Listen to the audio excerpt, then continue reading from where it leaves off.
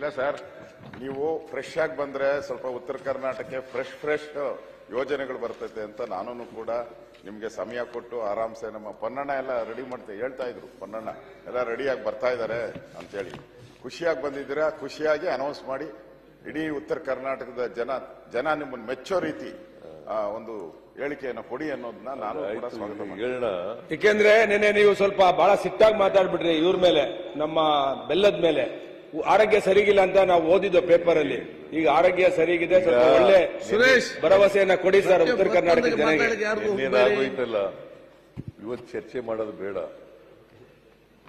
ಇವತ್ತಿನ ಚರ್ಚೆ ಮಾಡೋಣ. ಮಾನ್ಯ ಅಧ್ಯಕ್ಷರೇ,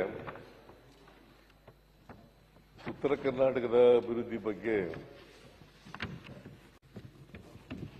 ಬಹಳ ಜನ ಶಾಸಕರು ಮಾತನಾಡಿದ್ದಾರೆ. ವಿರೋಧ ಪಕ್ಷದವರು ಆರ್ ಅಶೋಕ ಆದಿಯಾಗಿ 2 ಗಂಟೆ 55 ನಿಮಿಷ ಮಾತಾಡಿದ್ದಾರೆ. ಅಲ್ಲ, ಚೆನ್ನಾಗಿ ಹೇಳಿದೆಯಪ್ಪ. ಈಗ ಅದಕ್ಕೋಸ್ಕರ ತಗೊಂಡಿದ್ದೀನಿ ಎಷ್ಟೆಷ್ಟು ಗಂಟೆಗೆ ಮಾತಾಡಿದ್ದಾರೆ. 2 ಗಂಟೆ 55 ನಿಮಿಷ. ಹಿಂದೆ ಇದ್ದಂತ ಸ್ಪೀಕರ್ ಅವರು ನಾನು ಮಾತಾಡುವಾಗ ಕೂತ್ಕೊಳ್ಳಿ ಅಂತ ಹೇಳ್ತಿದ್ರು. ಈ ಸ್ಪೀಕರ್ ಅವರು ನಿಮ್ಮನ್ನ ಯಾವತ್ತೂ ಕೂತ್ಕೊಳ್ಳಿ ಅಂತ ಹೇಳಿಲ್ಲ.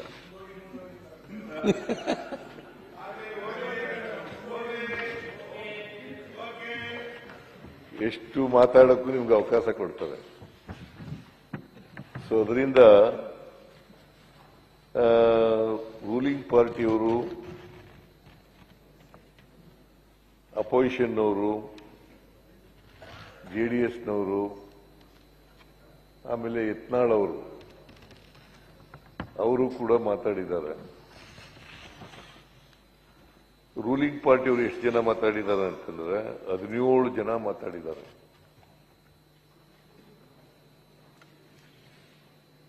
ಸುಮಾರು 7 ಗಂಟೆ 13 ನಿಮಿಷ ಮಾತಾಡಿದ್ದಾರೆ. 7 ಗಂಟೆ 13 ನಿಮಿಷಗಳು ಮಾತನಾಡಿದ್ದಾರೆ. ಅಶೋಕ ಆದಿಯಾಗಿ ಸುಮಾರು 15 ಜನ ಭಾರತೀಯ ಜನತಾ ಪಕ್ಷದವರು ಮಾತನಾಡಿದ್ದಾರೆ. ಅವರು ಎಷ್ಟು ಹೊತ್ತು ಮಾತಾಡಿದ್ದಾರೆ ಅಂತಂದ್ರೆ 6 ಗಂಟೆಗಳು 49 ನಿಮಿಷಗಳು. 6 ಗಂಟೆ 49 ನಿಮಿಷಗಳು. ರೂಲಿಂಗ್ ಪಾರ್ಟಿಯವರು 7 ಗಂಟೆ 13 ನಿಮಿಷಗಳು. ಆಮೇಲೆ ಜೆಡಿಎಸ್ನವರು ಕೃಷ್ಣಪ್ಪ ಪ್ರಾರಂಭ ಮಾಡಿ ಭೀಮನಗೌಡ, ರಾಜೀವ್ ಗೌಡ ಅವರು ಮಾತಾಡಿದ್ದಾರೆ. ಸುಮಾರು 1 ಗಂಟೆ 56 ನಿಮಿಷ ಮಾತಾಡಿದ್ದಾರೆ. ಯತ್ನಾಳ್ ಅವರು ಪಾಪ ಹೊರ ಹಾಕ್ಬಿಟ್ಟಿದ್ದೀರಿ ಅವರಿಗೆ, ಬಿಜೆಪಿಯವರು. ಅವರು 1 ಗಂಟೆ 4 ನಿಮಿಷ ಮಾತಾಡಿದ್ದೀರಿ. 1 ಗಂಟೆ 4 ನಿಮಿಷ. ಒಟ್ಟು 39 ಸದಸ್ಯರು ಮಾತನಾಡಿದ್ದಾರೆ.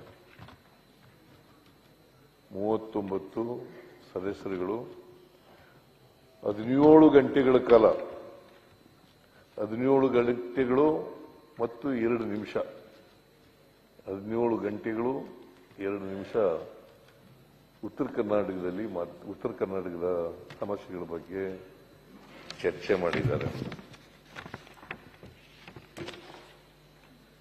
ನಾನು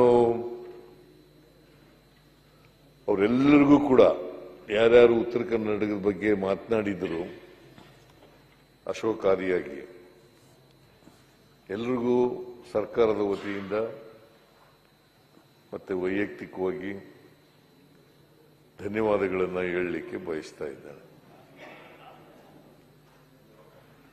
ಬಹಳ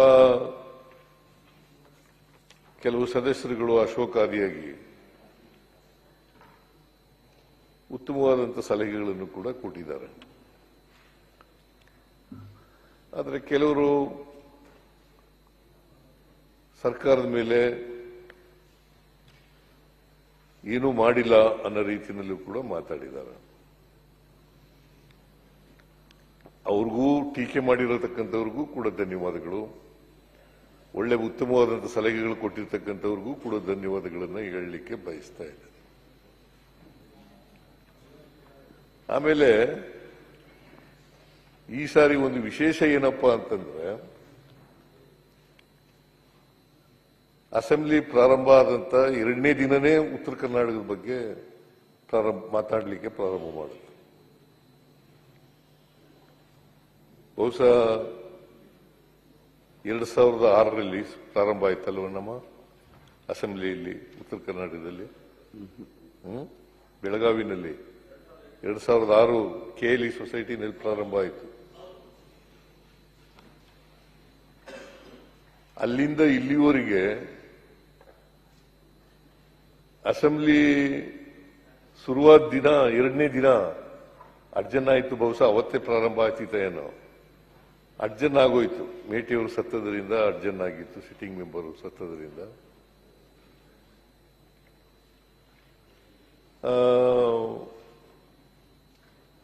ಬಹುಶಃ ಇತಿಹಾಸ ಈ ಬೆಳಗಾವಿ ಸುವರ್ಣಸೌಧದಲ್ಲಿ ಇದೇ ಮೊದಲು ಅಂತ ಅನಿಸುತ್ತೆ ನನಗೆ. ಮೊದಲನೇ ವಾರನೇ ಪ್ರಾರಂಭ ಆಗಿ ಇವತ್ತು ಕೊನೆಯಲ್ಲಿ ಉತ್ತರ ಕೊಡ್ತಾ ಇದ್ದೀನಿ. ಲಾಸ್ಟ್ ಡೇ ಇವತ್ತು ಉತ್ತರ ಕೊಡ್ತಾ ಇದ್ದೀನಿ. ನಿನ್ನೆ ಕೊಡಬೇಕು ಅಂತ ಅನ್ಕೊಂಡಿದ್ದೆ. ನಿನ್ನೆ ನನಗೆ ಸ್ವಲ್ಪ ನಿಶಕ್ತಿ ಕಾಡ್ತಾ ಇತ್ತು. ಆಮೇಲೆ ಸಮಯದ ಅಭಾವ ಕೂಡ ಇತ್ತು, ಸಾಯಂಕಾಲ ಬೇರೆ ಆಗಿತ್ತು. ಸೊ ಅದರಿಂದ ಇವತ್ತು ಕೊಡ್ತೀನಿ ಅಂತ ಹೇಳಿ ಇವತ್ತು ಕೊಡ್ತಾ ಇದ್ದೀನಿ. ನೀವು ಕೂಡ